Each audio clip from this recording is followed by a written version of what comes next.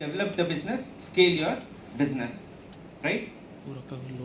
So generation of idea, that is the first step. Generation of idea, how to generate an idea? Through various, there are indeed various tools to generate idea. One of the best tool that in my experience, one of the best tool is brainstorming. Brainstorming, it generates lot of ideas. The first, they will come together and they will jumble their brains to come up with some idea. होता है ना, 4-5 लोग मिलकर आए, साथ में मिल करके बैठे. इवन जब नॉर्मल हम लोग कहीं किसी के साथ बैठकर प्रोफेशनली भी बात करते, planning for any startup. Next is market research. You have to validate your idea, whether that idea is actually required by the market or not. क्यों हमारे पास बहुत सारे आइडिया आते हैं, पर देखो बिजनेस करने का एक रूल है, जो चीज आपको पसंद है वो चीज मार्केट को पसंद है कि नहीं, ये चीज चेक करना है. अगर वही चीज मार्केट को पसंद आ गई तो आपका business setup complete. Okay, so business is what, not the second step in planning for how this startup, any startup.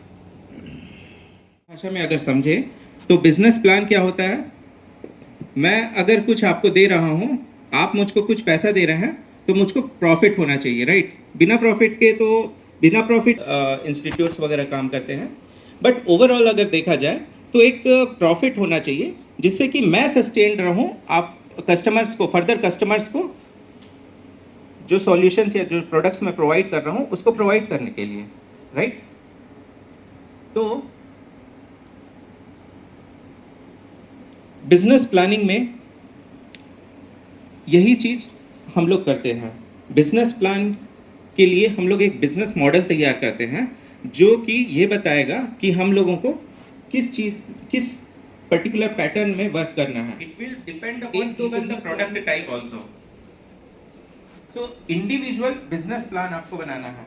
So business planning के लिए मिशन, विजन, वैल्यूज और स्ट्रेटजी एंड देन प्लान, ये 5 चीज जो है वो बहुत इंपॉर्टेंट है. मिशन जो रहेगा आपका, वो क्या रहेगा, आपका लॉन्ग टर्म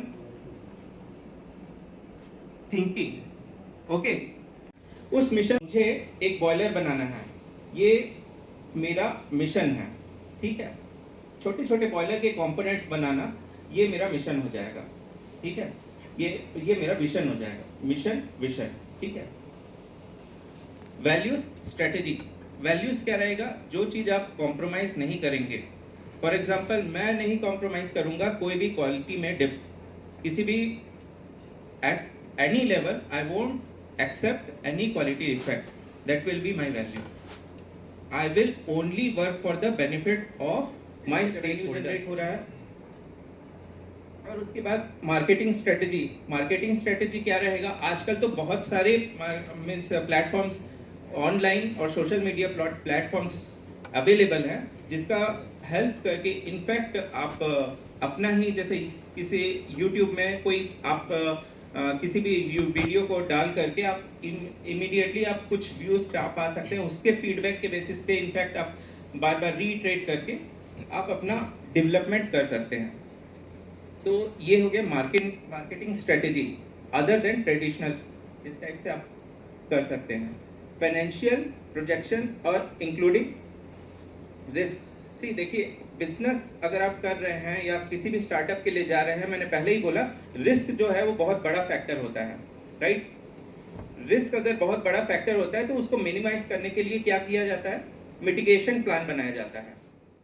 नेगेटिवली इंपैक्ट करता है वो क्या हो जाएगा, आपका risk. Okay, opposite to that, जो भी फैक्टर वो इस पर्टिकुलर प्रोडक्ट बेचेगा, हो सकता है वो इंफीरियर क्वालिटी का हो या सुपीरियर क्वालिटी का हो, अल्टीमेटली कस्टमर्स क्या होगा, धोखे में उनके साइड जाएगा. तो इसलिए इसको करना जरूरी है. इंटेलेक्चुअल प्रॉपर्टी जो ट्रेडमार्क है उसको आप रजिस्टर करिए. उसके बाद ये जो ट्रेडमार्क है वो उस प्रोडक्ट का आइडेंटिटी बन जाएगा. जो भी आपने स्टार्टअप में प्रोडक्ट या सर्विस स्टार्ट किया है उसका आइडेंटिटी बन जाएगा.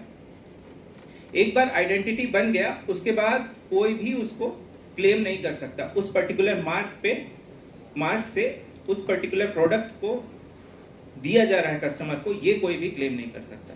ठीक है, alright. Next, obtain necessary licenses and permits। देखिए, जब भी आप कोई सेटअप करते हैं तो आप खुद बहुत सारे प्रोसेस उसमें इन्वॉल्व रहते हैं। आप खुद बहुत से नोइंगली अननोइंगली प्रोसेस को इन्वॉल्व करके ही आप यूज़ कर मीन्स अपना प्रोडक्ट बनाएंगे। एक सिंपल सा एग्जांपल दे रहा हूँ। फॉर एग्जांपल, ये जो पर्टिकुलर स्लाइड है मेरा, इसको मैंने किसकी मैं हेल्प, सेंट्रल गवर्नमेंट हो चाहे स्टेट गवर्नमेंट हो, डेवलपमेंट्स के लिए बहुत सारी सब्सिडी देती है, बहुत सारी ग्रांट्स देती है। आप अपने आइडिया को किसी को प्रेजेंट करिए और वो अगर इंटरेस्टेड है तो आगे आपको फंडिंग कर सकता है, वो भी एंजल इन्वेस्टर्स। और वेंचर, सबसे पहले क्या चाहिए आपको?